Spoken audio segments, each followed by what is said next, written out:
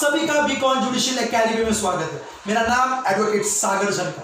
तो कैसे हैं आप लोग?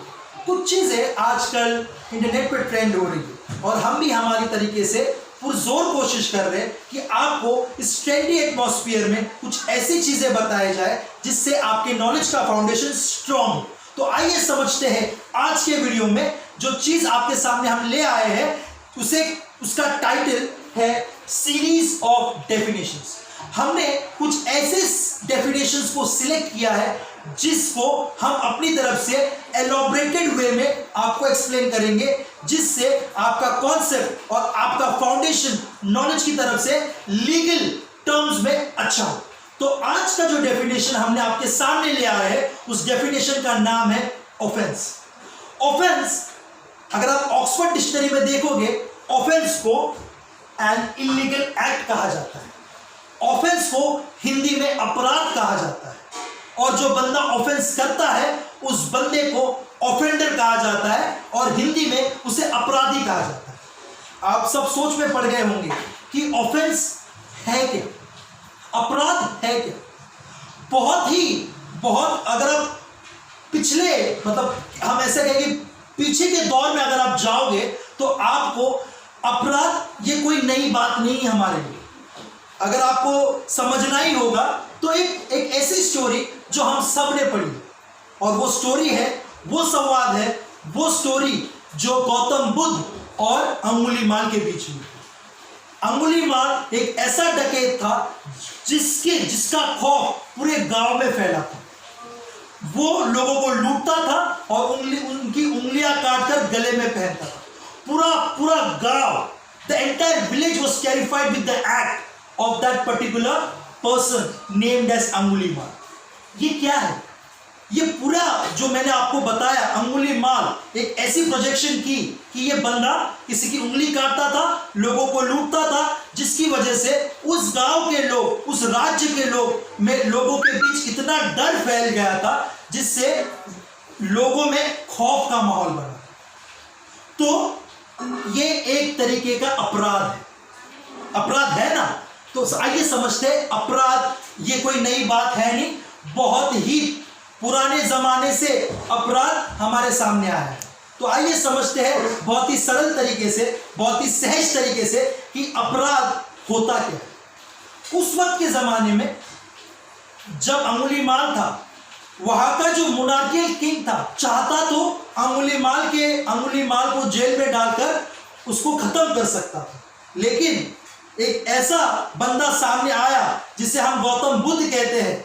उस गौतम बुद्ध ने कुछ ऐसी चीजें अंगुलीमाल के साथ की जो आप सभी को पता होगी, लेकिन मैं फिर से आपको बताना चाहूंगा कि जब अंगुलीमाल गौतम बुद्ध को मारने आए तो गौतम बुद्ध का जो तेज था, महात्मा बुद्ध का जो तेज था, उस तेज से जो अंदर उसके युद्ध हुआ होगा गौतम बुद्ध को मारने के लिए, लेकिन वो कर नहीं पा रहा था।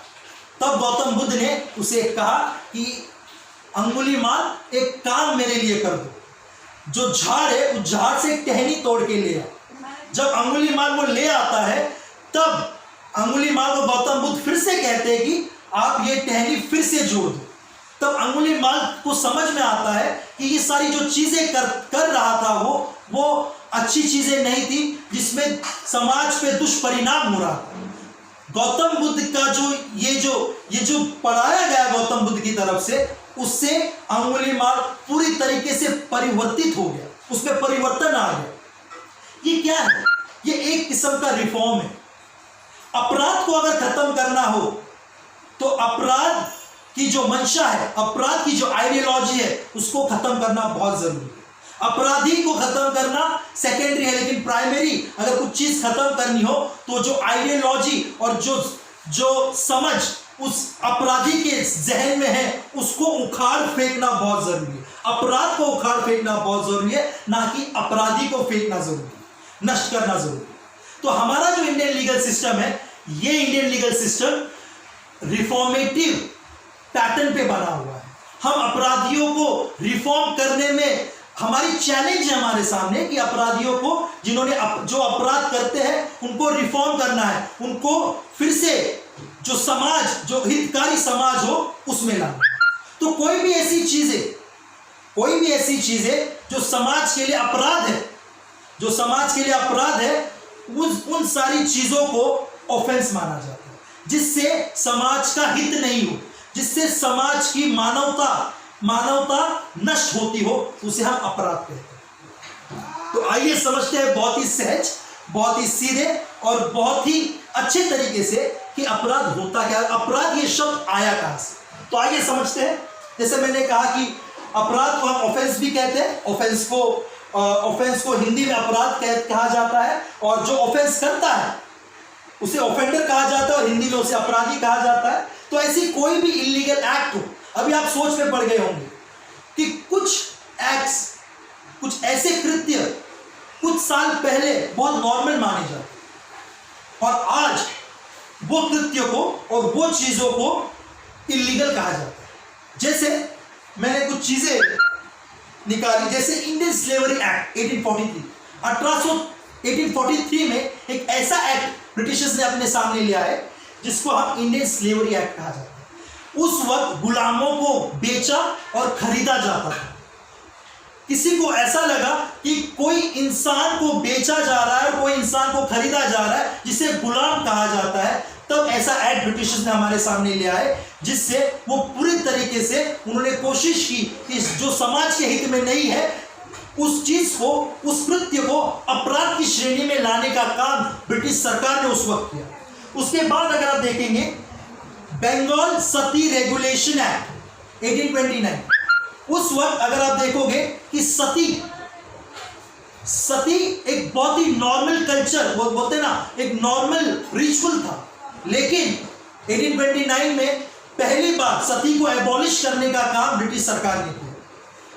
उसके बाद अगर आप देखोगे हिंदूज विडो रीमैरिज एक्ट, फिर से 1856, अगर इसमें भी आप देखोगे कि ये हिंदू विडो रीमैरिज मतलब विडोज को शादी करना, फिर से शादी करना गैर कानूनी था, लेकिन जब ये एक्ट लाया गया, इस एक्ट में बहुत ही सहज तरीके से और बहुत ही अच्छे तरीके से ब्रिटिश सरकार ने ऐसा कानून लाया जिससे वो वाली चीजें जहां पे ब्राइड्स को रोका जाता था, जो विडोज को रोका जाता था कि दूसरी शादी करने से, अगर उसकी उम्र छोटी भी होगी तो उसको रोका जाता था कि शादी नहीं कर सकती थी, तब अंग्रेज सरकार ने वो सारे एक्शन को एक ऑफेंस के रूप में माना। तो आइए समझते हैं कि ये शब्द आया कहां से।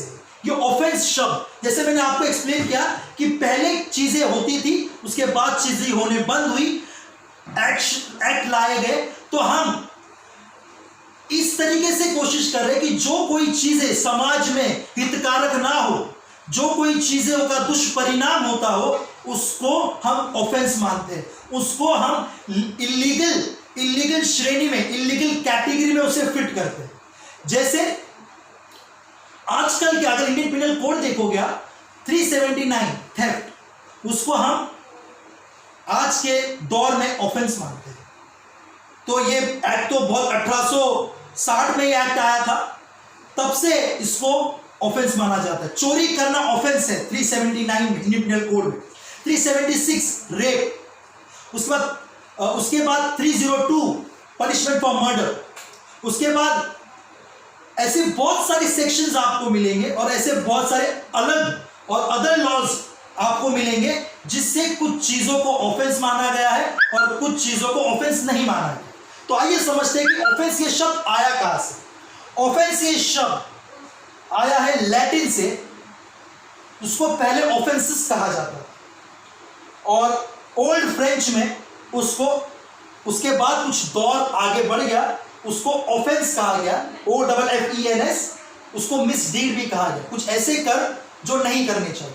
कुछ और अरसा आगे गया तब लैटिन में उसको मतलब आगे भी उसे ऑफेंसा कहा गया, OFFENSA, ऑफेंसा, जिसका मतलब है स्ट्राइकिंग अगेंस्ट अ हर्ट और डिस्प्लेजर।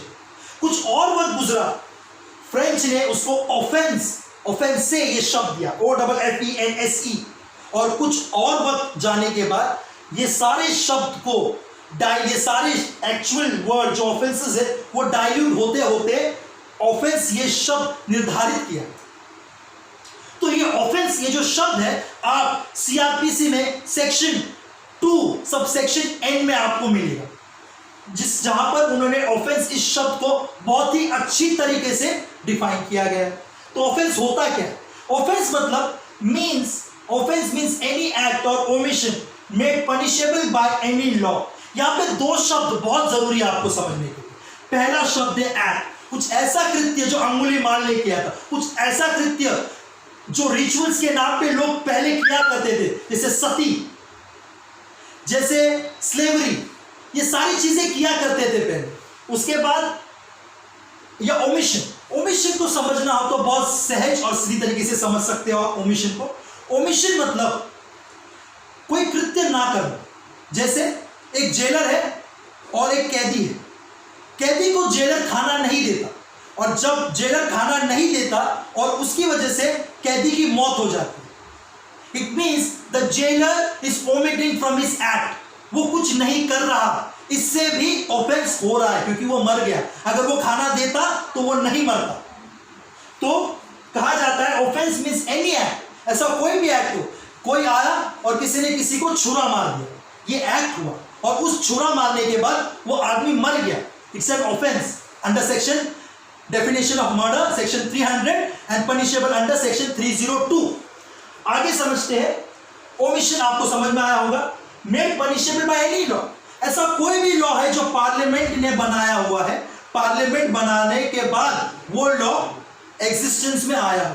जैसे आज जो हमारे युवा है वो बहुत ही ड्रग्स की तरफ उनका रुख ड्रग्स की तरफ जा रहा है।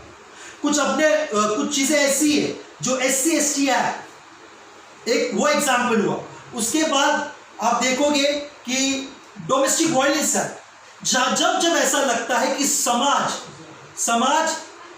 गुनहगार की तरफ परिवर्तित हो रहा है, मतलब कुछ गंदी चीजों की तरफ परिवर्तित हो रहा है, जिससे मानव जात है वो नष्ट हो रही है, तब जाकर एक ऐसा एक्ट बनाया जाता है। पार्लियामेंट को लगता है कि ऐसा एक्ट बनाया जाए जिससे लोग बहुत ही अच्छी तरीके से समाज में रह सके। तो जो इविल्स है, basically parliament senses the evil which is there in the existing evil which is existing in the society, उसको अप्रूव करने का काम पार्लियामेंट करती है। कुछ ऐसे लॉज लाकर जहां पर एक्ट और ओमिशन को पनिश किया जाता है, उसको सजा दी जाती है। ओके, तो अगर आप देखोगे फिर ऐसे कोई भी लॉज हो जो टाइम बीइंग इन फोर्स में एग्जिस्ट करते हैं, करंट सिचुएशन में वो है। तो अगर ये चीज समझ में आई होगी, बहुत ही अच्छी तरीके से एक्ट और ओमिशन को किया गया है। एक्ट मतलब चीज करना और ओमिशन मतलब चीज नहीं करना, कुछ ऐसी एक्शन नहीं करना जिसको भी ऑफेंस माना जाता है। तो अगर आप समझोगे ये जो एंटायर कॉन्सेप्ट है, ये जो एंटायर कॉन्सेप्ट ऑफेंस का है, इसके बाद कुछ ऐसी चीजें हैं जहां पे ये ऑफेंस को डिफरेंशिएट किया जाता है। तो हम अगली आने वाली वीडियो में आपको वो वाला कॉन्सेप्ट क्लियर करेंगे। अब मतलब आज के लिए धन्यवाद, थैंक यू।